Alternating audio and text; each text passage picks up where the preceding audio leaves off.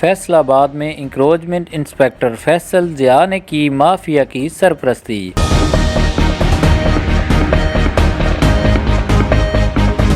سرعام غیر قانونی تجاوزات کی اجازت دیتے ہوئے محکمے کا کیا خوب نام روشن۔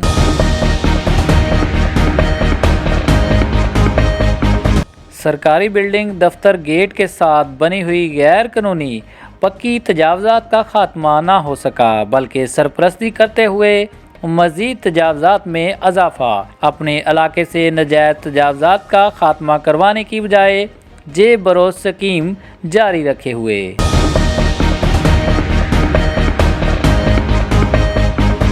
شہریوں کی شکایات پر کئی بار نشاندہی کے باوجود تجاوزات کا خاتمہ نہ ہو سکا۔